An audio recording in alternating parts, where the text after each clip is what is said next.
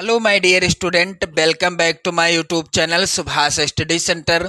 मेरे प्यारे बच्चों, यदि आप क्लास 10th में हो और 2025 बोर्ड एग्जाम में गृह विज्ञान विषय में 70 में 70 का स्कोर करना चाहते हो तो मैं लेकर के आ चुका हूं आप सभी के लिए गृह विज्ञान विषय का वायरल मॉडल पेपर।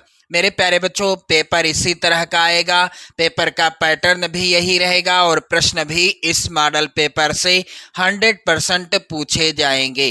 तो जितने भी मेरे प्यारे बच्चे कक्षा 10 में हैं, आप सभी लोग इस मॉडल पेपर को जरूर तैयार कर लेना, क्योंकि इस मॉडल पेपर के मैं एक एक प्रश्न को सॉल्व कराऊंगा। मेरे प्यारे बच्चों, यहाँ पर आप देख सकते हैं मैंने पूरा मॉडल पेपर सॉल्व कराया है और आपको बताऊंगा कि किस तरह से आपको बोर्ड एग्जाम में प्रश्नों का उत्तर लिखना है। तो पूरा कंप्लीट वीडियो देखिएगा, क्योंकि वीडियो में आपको काफी कुछ जानकारी मिलेगी जो आपकी बोर्ड परीक्षा 2025 के लिए सबसे ज्यादा इंपॉर्टेंट होगी। तो चलिए मेरे प्यारे बच्चों, समय आपको 3 घंटे 15 मिनट का दिया जाएगा। बोर्ड एग्जाम में मिलेगा कितना समय? 3 घंटे 15 मिनट का। पेपर का पूर्णांक रहेगा 70 अंकों का। कुछ यहाँ पर नोट के अंतर्गत लिखा है और निर्देश भी दिए हैं। प्रारंभ के 15 मिनट परीक्षार्थियों को प्रश्न पत्र पढ़ने के लिए मिलेंगे, यानी 3 घंटे 15 मिनट में से आप 15 मिनट पेपर को पढ़ सकते हैं और 3 घंटे का समय आपके पास बचेगा पेपर को हल करने के लिए। यहाँ पर अगला है निर्देश, सभी प्रश्न अनिवार्य हैं और प्रश्न पत्र के 2 खंड हैं, खंड आ तथा खंड बा। खंड आ और खंड बा 2 हैं, प्रश्न पत्र के 2 खंड हैं। खंड आ में 1 अंक के 20 बहुविकल्पी प्रश्न हैं, जिनके उत्तर OMR उत्तर पत्रक पर चिन्हित करने हैं। खंड आ के अंतर्गत 1 अंक के 20 बहुविकल्पी प्रश्न दिए गए हैं और इनका उत्तर आपको OMR शीट में भरना होगा। मेरे प्यारे बच्चों, यहाँ पर आप देखेंगे खंड आ के बाद प्रत्येक प्रश्न का निर्देश पढ़कर, यानी खंड आ में प्रत्येक प्रश्न का निर्देश पढ़कर प्रदत्त OMR उत्तर पत्रक पर ही उत्तर को चिन्हित करें। OMR उत्तर पत्रक पर उत्तर देने के पश्चात उसे नहीं काटें तथा इरेजर अथवा व्हाइटनर का प्रयोग भी ना करें। मेरे प्यारे बच्चों, अगला है यहाँ पर निर्देश, प्रश्न के अंक उसके सम्मुख अंकित हैं।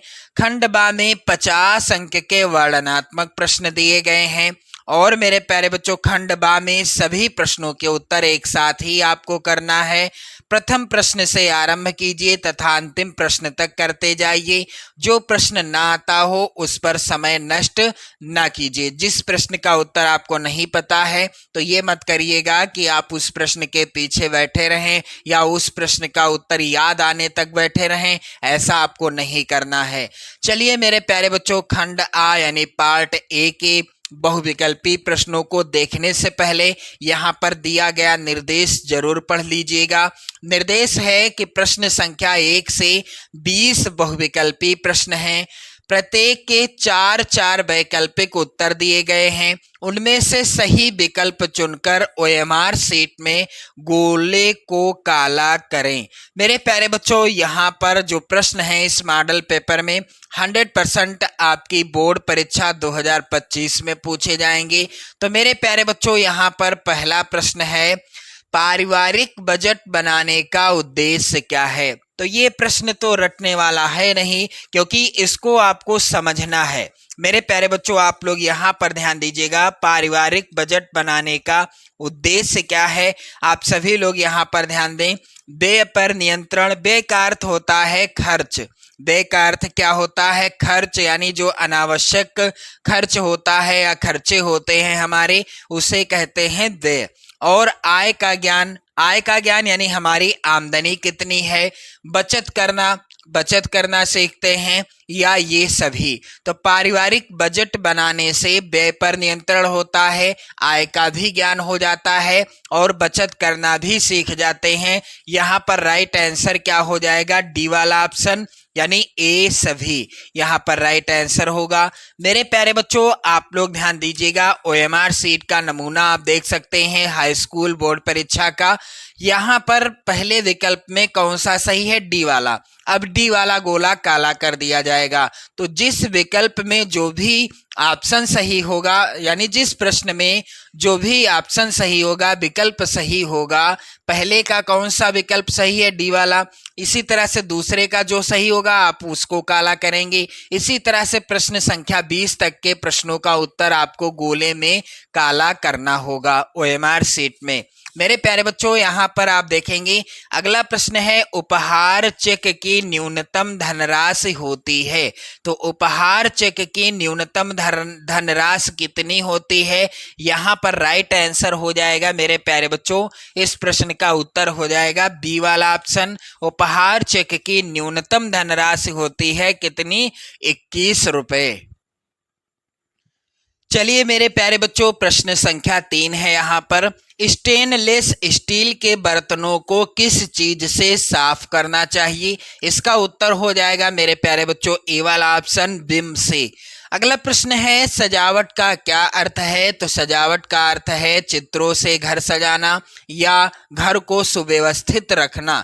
तो यहाँ पर ऑप्शन कौन सा सही हो जाएगा मेरे प्यारे बच्चों? इस प्रश्न का राइट आंसर हो जाएगा घर सुव्यवस्थित रखना ही सजावट का क्या है? अर्थ है। डी वाला ऑप्शन सही होगा, क्योंकि यदि हमारा घर सुव्यवस्थित नहीं है, यानी कोई भी चीज है जो इधर उधर पड़ी हुई है, तो साफ सफाई कितनी भी क्यों ना हो, यदि वह चीज सही स्थान पर नहीं रखी है, कोई भी वस्तु, तो क्या होगा? सजावट नहीं मानी जाएगी। अगला प्रश्न है, लंबाई मापने की इकाई क्या है? तो मेरे प्यारे बच्चों, लंबाई मापने की इकाई क्या है? इस प्रश्न का उत्तर क्या हो जाएगा? सेंटीमीटर और मीटर में लंबाई मापी जाती है। ए वाला ऑप्शन सही होगा। चलिए मेरे प्यारे बच्चों, प्रश्न संख्या 6 है, जल का रासायनिक सूत्र क्या है? तो यहाँ पर आप लोग ध्यान दीजिएगा, जल का रासायनिक सूत्र क्या है? यहाँ पर इस प्रश्न का उत्तर क्या हो जाएगा? जल का रासायनिक सूत्र क्या यहाँ पर कौन सा है? HO है, या मेरे प्यारे बच्चों यहाँ पर HO2, इस तरह से थोड़ा सा मिसप्रिंट है, मैं लिख रहा हूं, या है H2O, या फिर मेरे प्यारे बच्चों H2O2 है। तो जल का रासायनिक सूत्र कौन सा है? यहाँ पर बी वाला ऑप्शन सही होगा, HO2। यहाँ पर ये वाला ऑप्शन नहीं सही है, सही कौन सा है? सी वाला ऑप्शन। मैंने आपसे बताया ना कि आप कंफ्यूज मत होइएगा, मैंने यहाँ पर भी टिक लगा दिया, आपने सोचा होगा शायद ये सही है, जो कि बिल्कुल गलत है। सही कौन सा है? सी वाला ऑप्शन। जल का रासायनिक सूत्र क्या है? H2O। अगला प्रश्न है, जल को कीटाणु रहित करने के लिए कौन सी गैस का प्रयोग करते हैं? मेरे प्यारे बच्चों, जल को कीटाणु रहित करने के लिए किस गैस का प्रयोग करते हैं? यहाँ पर ए वाला ऑप्शन सही हो जाएगा, क्लोरीन गैस का। प्रश्न अगला है, अशुद्ध जल से रोग हो जाता है। तो अशुद्ध जल से कौन सा रोग होता है? यहाँ पर बी वाला ऑप्शन। अशुद्ध जल और अशुद्ध भोजन करने से कौन सा रोग हो जाता है? मेरे प्यारे बच्चों, यहाँ पर बी ऑप्शन सही होगा, हैजा रोग।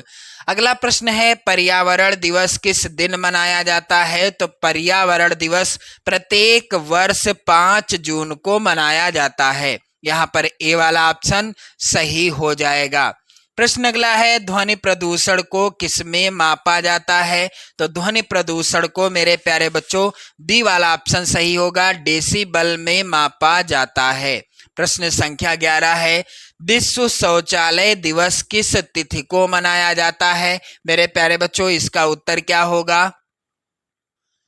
इसका राइट आंसर होगा मेरे प्यारे बच्चों 19 नवंबर को प्रत्येक वर्ष विश्व शौचालय दिवस मनाया जाता है। प्रश्न अगला है, BCG का टीका किस रोग की रोकथाम के लिए लगाया जाता है? तो यहाँ पर भी बी वाला ऑप्शन सही होगा, तपेदिक तथा TB रोग।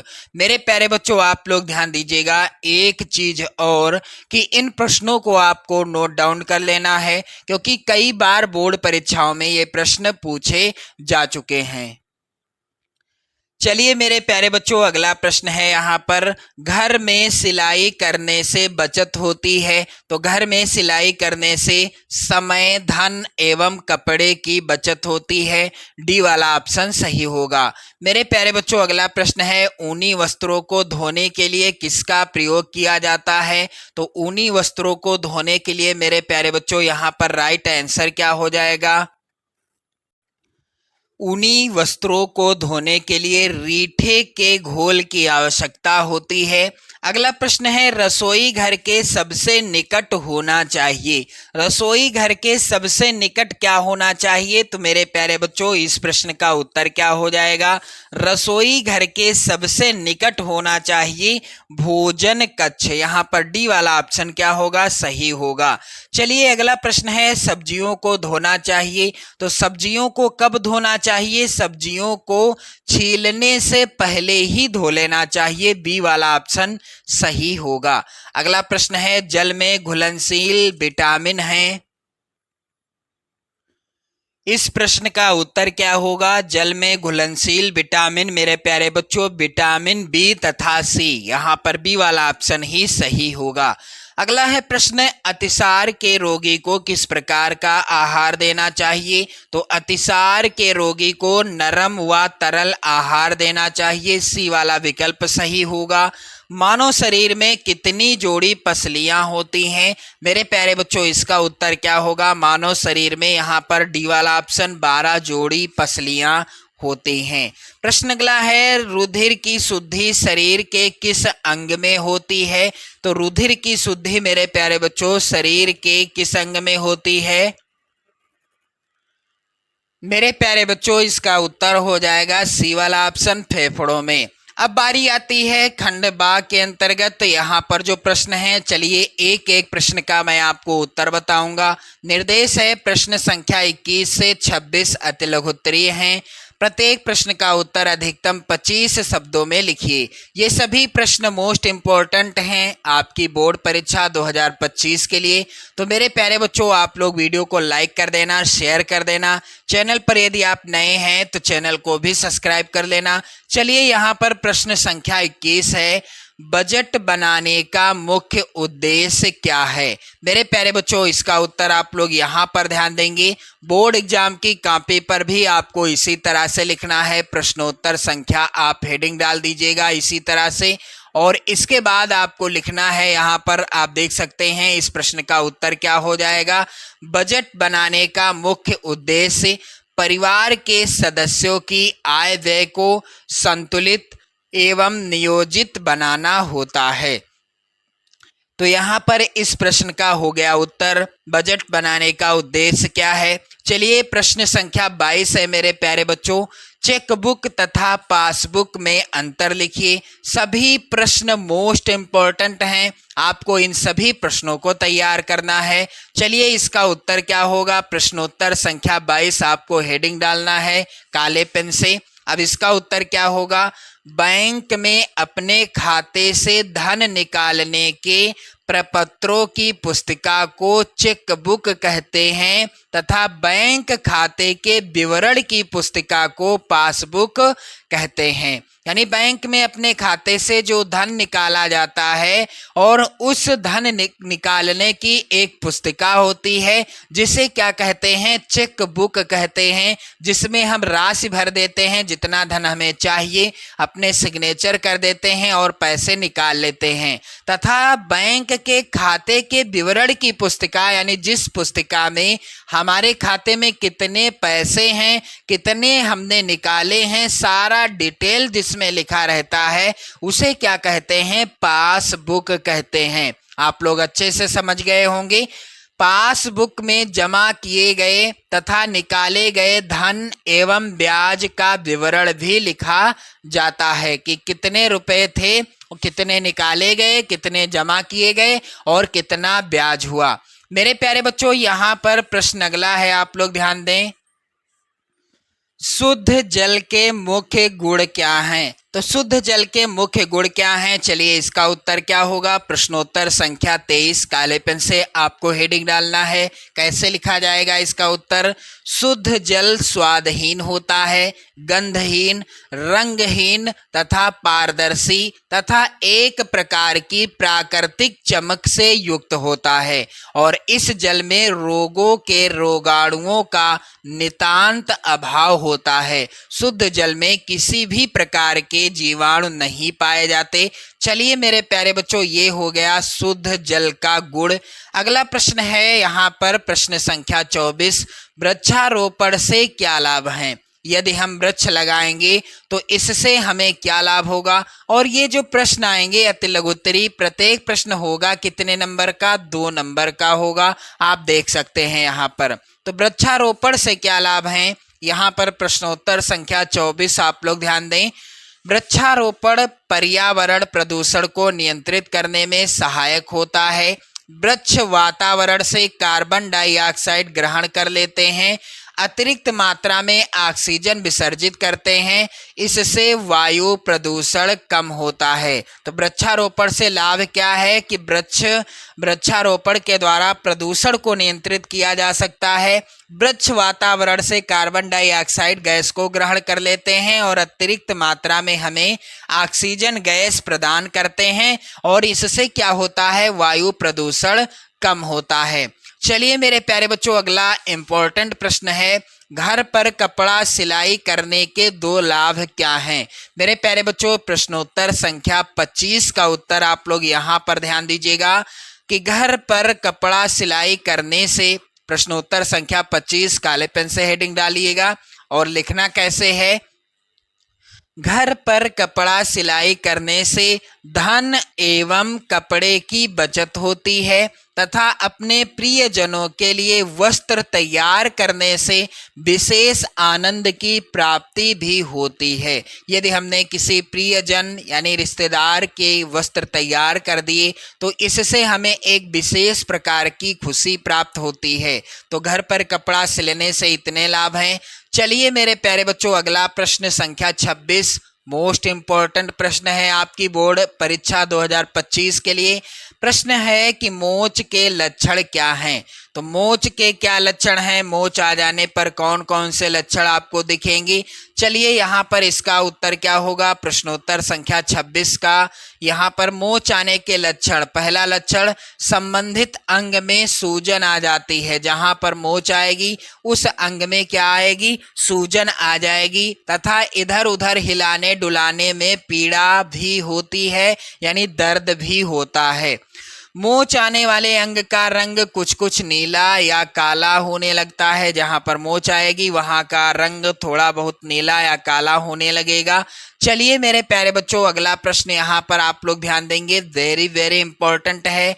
प्रश्न है यहाँ पर लघुत्तरी प्रश्न संख्या के अंतर्गत 27वां प्रश्न। निर्देश है यहाँ पर प्रश्न संख्या 27 से 31 तक लघुत्तरी हैं। इनके उत्तर अधिकतम आपको 50 शब्दों के अंतर्गत लिखना है और इस तरह का प्रत्येक प्रश्न मेरे प्यारे बच्चों आएगा 4 नंबर का। तो चलिए प्रश्न क्या है?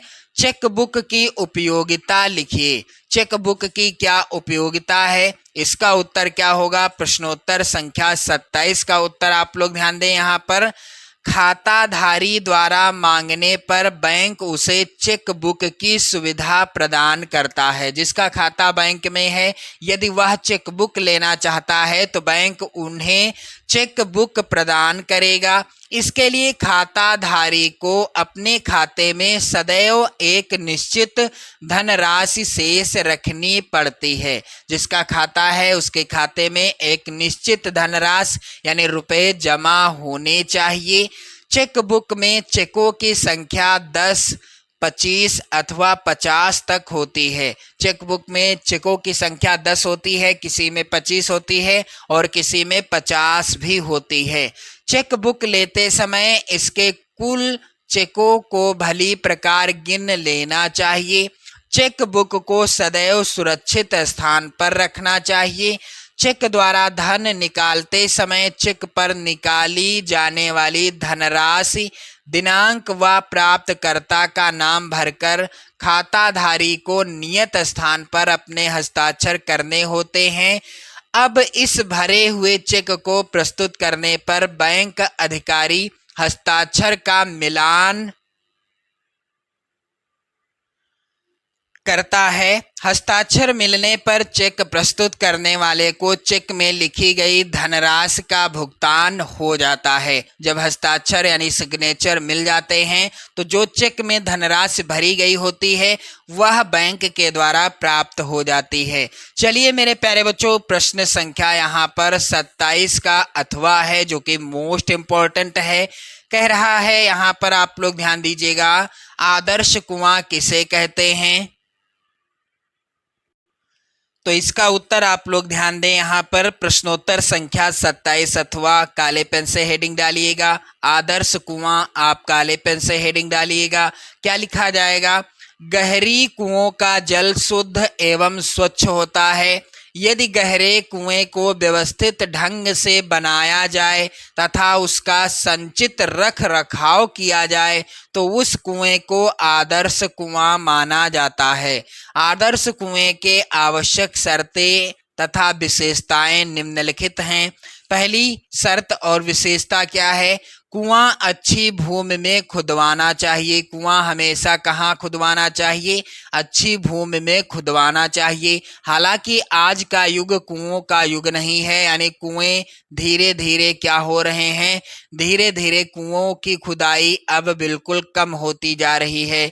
दूसरी विशेषता है कि कुआं पक्का होना चाहिए ताकि पानी निकालते समय मिट्टी कुएं में ना गिर सके।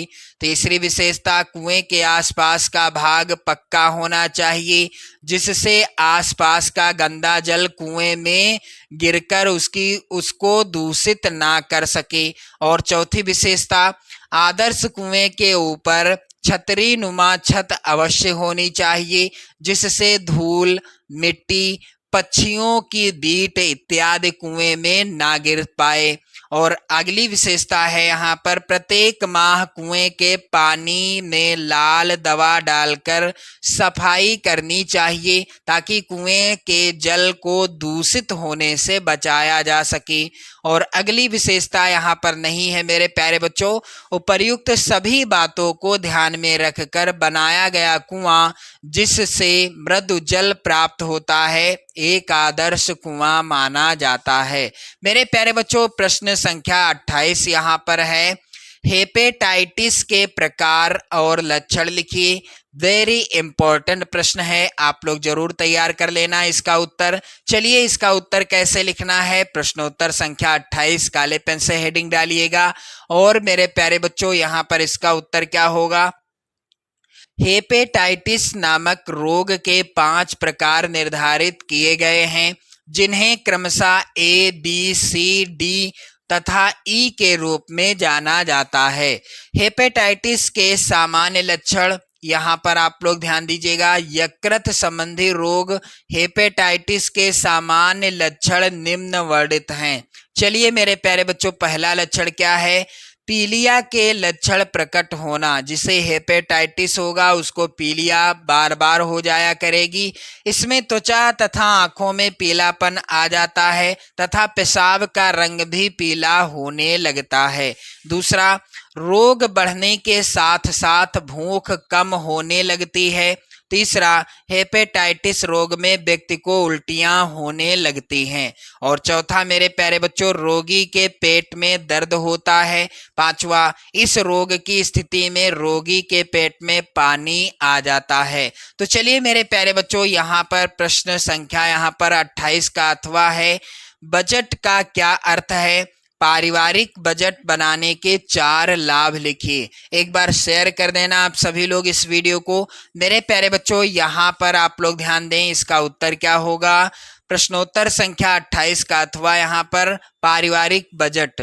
पारिवारिक बजट वह व्यवस्थित प्रलेख होता है जिसमें किसी परिवार के एक निश्चित अवधि में होने वाले आय व्यय का पूर्ण विवरण दिया होता है। बजट के लाभ कौन कौन से हैं? तो बजट के लाभ निम्नलिखित हैं। चलिए, पहला क्या है? आय का उचित उपयोग, यानी हमारी जो आमदनी है, जितना हम कमाते हैं, इसका बिल्कुल सही उपयोग हम कर लेंगे यदि हम बजट बनाते हैं। पारिवारिक सुख शांति हमें प्राप्त हो जाएगी। व्यय पर भी नियंत्रण रहेगा, यानी जो अनावश्यक खर्चे हैं उन पर भी नियंत्रण रहेगा। बचत करना सीखेंगे, आर्थिक उन्नति होगी और आय व्यय में संतुलन भी रहेगा। तो मेरे प्यारे बच्चों, आप लोग ध्यान दीजिएगा, यहाँ पर इन सभी को याद कर लेना, जो भी प्रश्न मैं आपके लिए लेकर के आया हूं, क्योंकि महत्वपूर्ण प्रश्न है। चलिए मेरे प्यारे बच्चों, अगला प्रश्न यहाँ पर है, कह रहा है भोजन पकाने से पहले, पकाते समय और परोसते समय किस प्रकार की स्वच्छता रखनी चाहिए और क्यों? तो मेरे प्यारे बच्चों, यहाँ पर आप लोग ध्यान दीजिएगा, इस प्रश्न का उत्तर आप यहाँ पर ध्यान देंगे।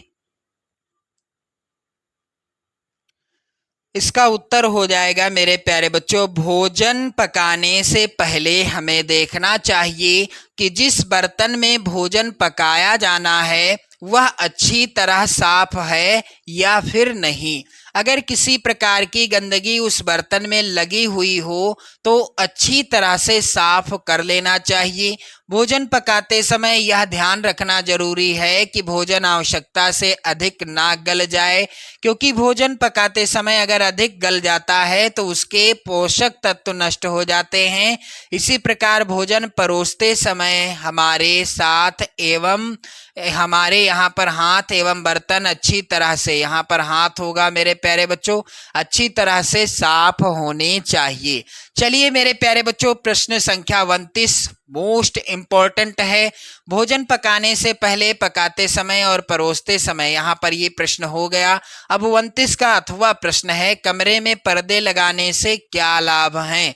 4 नंबर का प्रश्न आएगा प्रत्येक प्रश्न। आप इन सभी प्रश्नों को तैयार कर लेना मेरे प्यारे बच्चों। यहाँ पर इसका उत्तर क्या हो जाएगा, आप लोग ध्यान दीजिएगा कि पर्दे गृह सज्जा के साधन होने के साथ साथ उपयोगी भी हैं। प्रश्नोत्तर संख्या 29 अथवा आप काले पेन से हेडिंग डालेंगे। अब इसके अंतर्गत क्या लिखना है? पर्दे जहां एक और गृह सज्जा में योगदान देते हैं, वहीं इन्हें विभिन्न रूपों में उपयोगी एवं लाभदायक भी माना जाता है। पर्दों की प्रमुख उपयोगिता यह है कि ये घर के सदस्यों को एकांत प्रदान करते हैं। घर के विभिन्न भागों में लगे हुए पर्दे अंदर रहने वाले सदस्यों को शांत एवं एकांत वातावरण प्रदान करते हैं। साथ ही साथ पर्दे बाहरी प्रकाश, वायु तथा ताप को नियंत्रित करने में भी सहायक होते हैं। पर्दों की एक अन्य उपयोगिता यह है कि उनके द्वारा खिड़की व दरवाजों के दोषों को छिपाया जा सकता है। मेरे प्यारे बच्चों, यहाँ पर प्रश्न अगला है, प्रश्न संख्या 30 है, हड्डी की टूट एवं मोच में अंतर स्पष्ट कीजिए। वेरी इंपॉर्टेंट प्रश्न है आपकी बोर्ड परीक्षा 2025 के लिए। चलिए इसका उत्तर क्या होगा, आप लोग यहाँ पर ध्यान दीजिएगा। हड्डी की टूट, यहाँ पर प्रश्नोत्तर संख्या 30 आप हेडिंग डालिएगा। फिर यहाँ पर आप लोग ध्यान देंगे, हड्डी की टूट यहाँ पर तथा मोच दोनों का संबंध अस्थियों से ही है, यानी मोच भी अस्थियों पर आती है और हड्डी यानी हड्डी को तो अस्थि कहते ही हैं, परंतु इन दोनों में स्पष्ट अंतर है। अंतर कौन सा है? यहाँ पर पहला अंतर, हड्डी में दरार पड़ने पर अथवा टूट जाने को हड्डी की टूट कहते हैं, जबकि संधि को बांधे रखने वाले बंधन सूत्रों अर्थात स्नायुओं में खिंचाव अथवा टूट जाने को मोच कहते हैं। हड्डी की टूट हड्डी में होती है, जबकि मोच अस्थियों की संधि पर निर्भर विशेषकर पूर्ण मेरे प्यारे बच्चों विशेषकर पूर्ण चल संधियों पर होती है। अगला अंतर क्या है? यह हड्डी पर दबाव पड़ने अथवा चोट लगने के कारण होती है। कौन सी? हड्डी की टूट। जबकि यह संधि पर खिंचाव पड़ने, ऊंचा नीचा होने के कारण होती है। क्या? मोच। अगला है यहाँ पर अंतर, जिस स्थान से हड्डी टूटती है वह अंग लटक जाता है और टूट के स्थान पर चरमराहट होती है, जबकि मोच से ना तो अंग लटकता है और ना ही संधि पर चरमराहट होती है। अगला अंतर है मेरे प्यारे बच्चों, हड्डी टूटने से अंग का रंग नहीं बदलता है। यह बाहर भी चोट लगी है तो रुधिर निकल सकता है।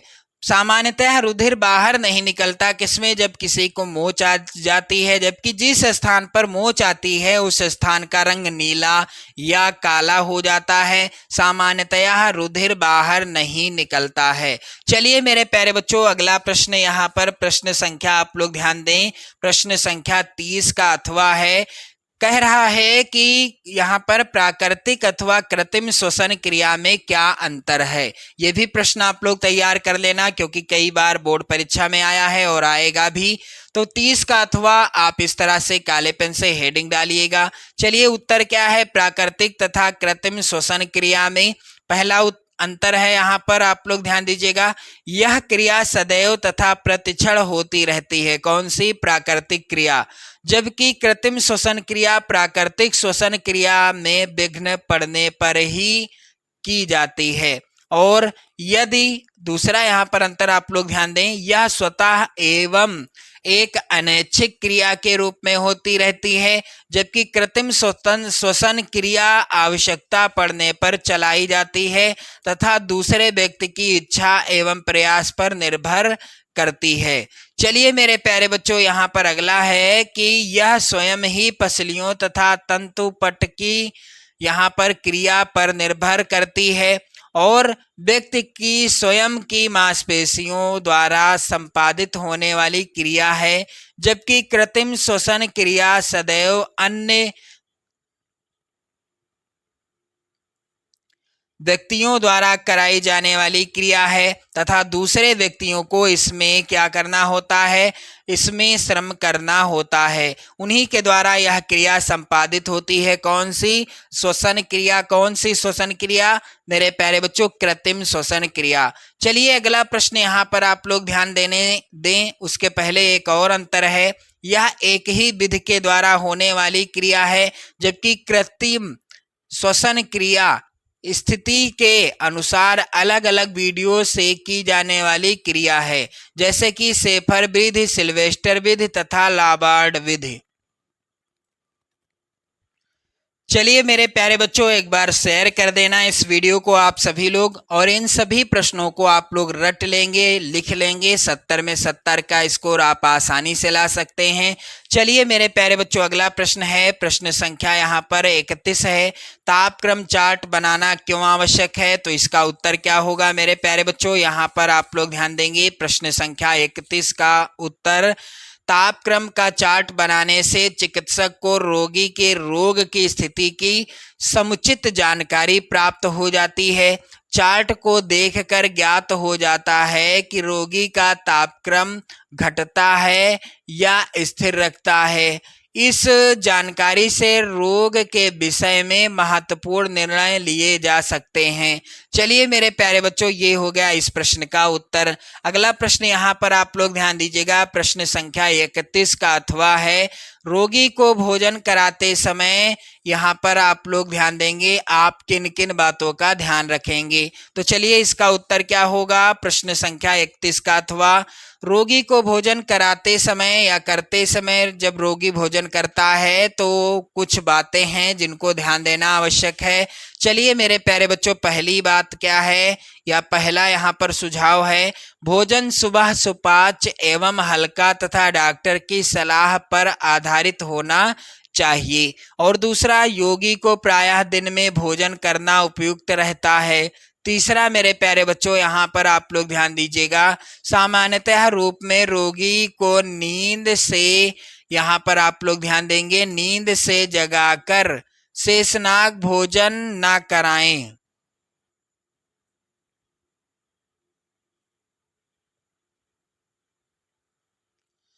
अगला है रोगी को निश्चित कार्यक्रम और समय के अनुसार भोजन कराना चाहिए। और अगला मेरे प्यारे बच्चों है भोजन सदैव स्वच्छ बर्तनों में देना चाहिए तथा प्रयुक्त बर्तनों को निःसंक्रमित कर देना चाहिए या करना चाहिए। अगला प्रश्न मेरे प्यारे बच्चों आप लोग ध्यान दीजिएगा, उसके पहले एक और यहाँ पर आप लोग ध्यान दें, रोगी को भोजन करते समय या कराते समय प्रेम पूर्वक व्यवहार करना चाहिए। मेरे प्यारे बच्चों इस तरह से आपने देखा प्रश्न संख्या 31 का भी उत्तर। अब मैं आपको बताऊंगा अगले प्रश्न जो कि आ सकते हैं आपकी बोर्ड परीक्षा 2025 में। प्रश्न यहाँ पर है दीर्घोत्तरी प्रश्न है, निर्देश दिया गया है। प्रश्न संख्या 32 से 34 तक दीर्घोत्तरी हैं। प्रत्येक प्रश्न यानी प्रश्न संख्या 32 व 33 के विकल्प दिए गए हैं। प्रत्येक प्रश्न के एक ही विकल्प का उत्तर लिखना है। प्रत्येक प्रश्न के उत्तर 100 शब्दों के अंतर्गत लिखिए। मेरे प्यारे बच्चों यहाँ पर आप लोग ध्यान दीजिएगा, विषाक्त भोजन से क्या तात्पर्य है, विषाक्त भोजन से मानव शरीर पर क्या प्रभाव पड़ता है।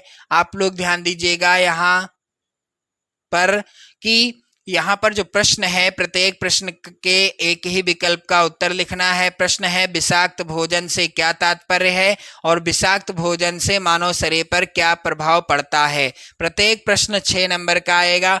चलिए यहाँ पर अथवा में प्रश्न है डेंगू रोग के कारण, लक्षण एवं उनसे बचने के उपायों का वर्णन कीजिए। प्रश्न संख्या 33 है मेरे प्यारे बच्चों, भोजन को पकाकर खाना क्यों आवश्यक है। प्रश्न 6 नंबर का आएगा। और अथवा में प्रश्न है वयस्क पुरुष के लिए पायजामा बनाने के लिए प्रमाणिक नाप लिखिए एवं ड्राफ्टिंग कीजिए। प्रश्न संख्या 34 वेरी इंपॉर्टेंट है, पर्यावरण प्रदूषण के विभिन्न कारकों को स्पष्ट कीजिए। तो मेरे प्यारे बच्चों आज के इस वीडियो में आपने देखा गृह विज्ञान विषय का मॉडल पेपर जिसे मैंने पूरा सॉल्व कराया है। आप लोग वीडियो को लाइक कर दें, शेयर कर दें। यदि इसी तरह से आप 2025 बोर्ड एग्जाम की तैयारी करोगे तो 70 में 70 का स्कोर जरूर कर लोगे। जय हिंद।